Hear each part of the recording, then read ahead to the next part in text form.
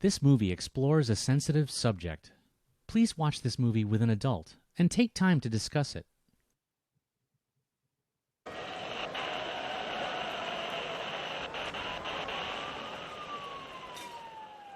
Hey, what are you watching?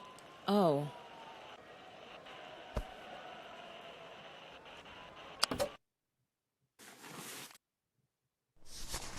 Dear Nat and Moby, why are so many people protesting about racism? I thought we fixed all that stuff a long time ago. From Ethan. I wish that were true, Ethan. A lot of us are taught that racism basically ended with the civil rights era. That's when activists fought to extend equal rights to all people, regardless of race. We learn about brave leaders like Fannie Lou Hamer, Malcolm X, and Dr. Martin Luther King Jr., how they fought against segregation, the forced separation of Black people from whites, how millions of Americans took to the streets in support of change, and how new laws were put in place to protect African Americans and other minority groups. It seems like forever ago, and it's tough to even imagine some of the scenes. Ordinary Americans throwing trash at the first Black Major League Baseball player, harassing a little girl named Ruby Bridges for attending a white school, attacking people simply for eating lunch at a segregated counter. Today, most Americans agree that all of that behavior was just beyond terrible. We elected a Black president twice, and who doesn't love Beyonce? So, we've changed since then, right? We must have put racism behind us. Well, I know that. I'm just speaking rhetorically. In a lot of ways, we have changed since then. Interpersonal racism, expressing bigoted ideas, is widely seen as unacceptable. Nowadays, these people would probably lose their jobs over this kind of behavior. But the protests we're seeing today aren't really about that sort of thing. They're about structural racism in our society, a built-in system of bias that makes life easier for white people and more difficult for Black people and other people of color. It puts them at greater risk for poverty, unemployment, and disease. Structural racism is a factor in some disturbing trends. Black people are nearly 6 times more likely than whites to be imprisoned, and Black men are killed by police at more than twice the rate of white men, like on May 25th, 2020. That's when a Black man named George Floyd died in Minneapolis, Minnesota. He was killed by a white police officer. During an arrest, Officer Derek Chauvin pulled Mr. Floyd to the ground. Chauvin knelt on his neck and stayed there for close to 9 minutes. Mr. Floyd said several times that he couldn't breathe, and after a few minutes, he lost consciousness. An ambulance was called, and George Floyd was pronounced dead at the hospital. After video of the arrest surfaced the next day, all 4 officers were fired. Officer Chauvin has been charged with murder, and the other 3 officers have been charged as accomplices. And protests have spread from Minneapolis to cities all around the world.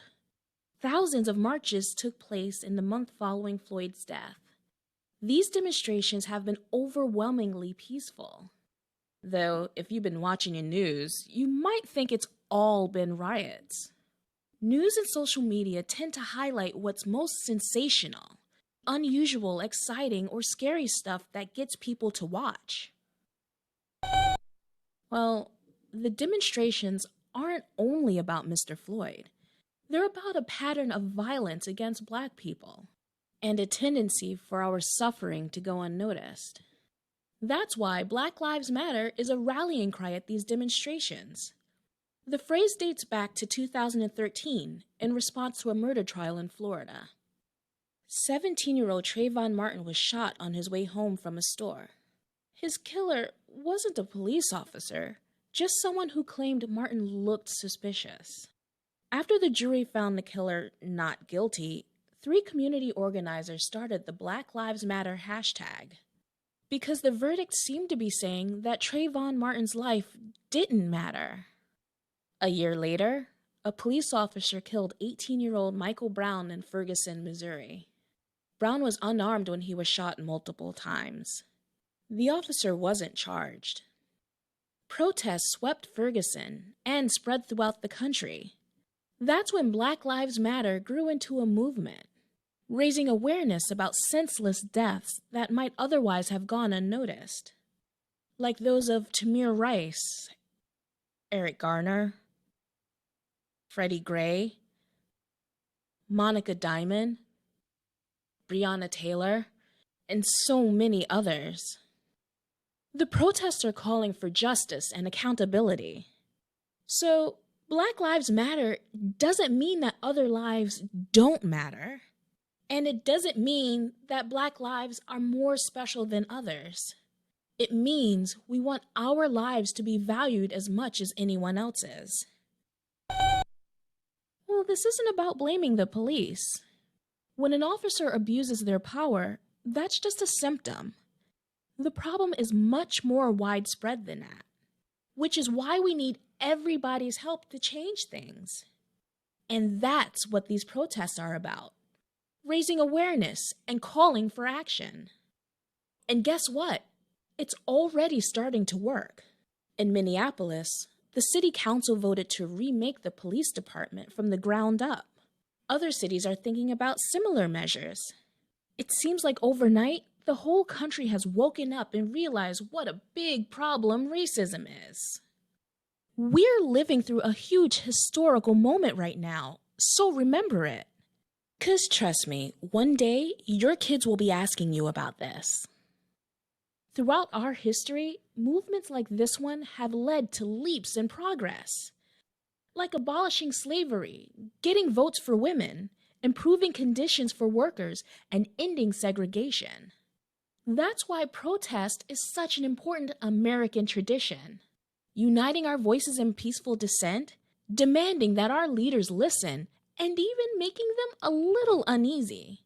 Because when people are comfortable, they don't see a need to change. Dr. Martin Luther King Jr. called that feeling of unease creative tension. In other words, protest should be peaceful as in nonviolent, not necessarily peaceful as in calm or soothing. Bringing about change in our society is an ongoing struggle. Each new generation has to take up their cause. Yep, that includes kids. Because we have a voice, and we can do amazing things with it.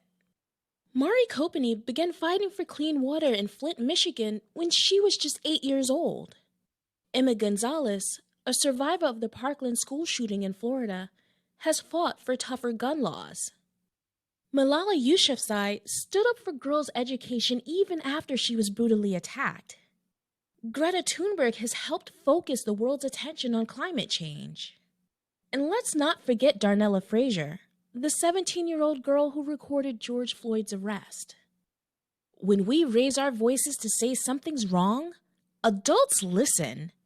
'Cause, let's face it, kids tell it like it is.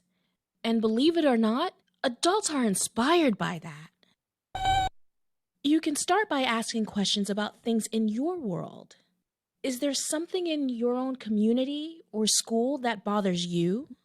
Listen to your inner sense of right and wrong. Because every change for the better starts with someone's conscience. So trust your own and give it a voice.